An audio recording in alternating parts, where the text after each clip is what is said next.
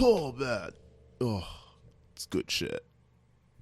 Because apparently, from what I read in some places, where it's saying, some studies are showing up to, I think it's like 90% of our DNA might be just useless junk, right? And it's like only maybe around 10% of our DNA is actually usable or necessary for everything that makes us us, like the creation of all of our, like, our entire body structure, our behavior, all our diseases, potentially all that stuff could be contained within just 10% of our actual DNA.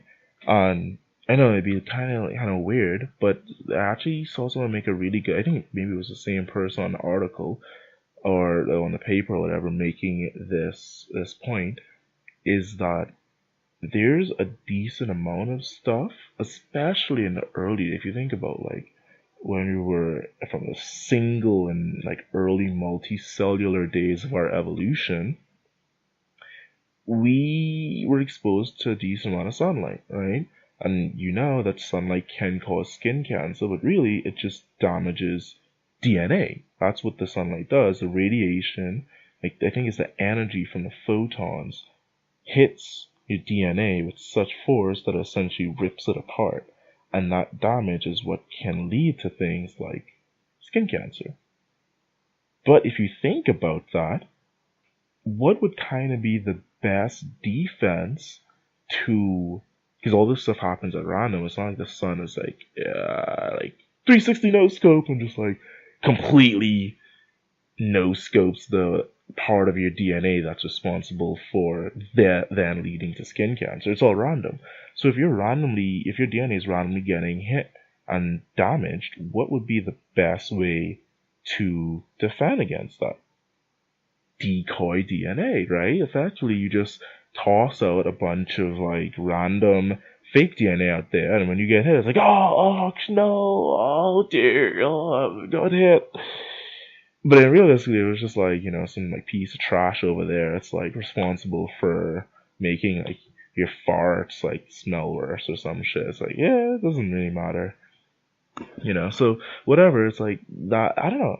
It's one of the things that logically, and I kind of have that a lot throughout the podcast, is my application of logic to things, and as an initial way for validation. A lot of times when things logically make sense, it's kind of because they do, at least based off the information you currently have. I'm always getting new information, always updating my new opinions, evolving my opinions, but logic is kind of a good starting point. And logically, it makes sense. And it doesn't have to be like 90% is garbage, but even if like 50% of our DNA was not necessary to the answer, it's not like it isn't used at all. It's just it's not necessary to the core functions of life, which means that it's not going to lead to catastrophic failure of like organs.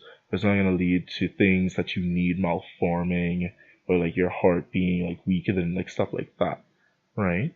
It does make sense to have some decoy DNA. And again, it's just stuff like that. We don't know if that's true. It's just a theory. So imagine if you're trying to decipher some, ancient language in a book that you're not really sure what they're actually saying, but you're getting it little by little because you're learning like what the letters and symbols mean, and you're being able to identify stuff.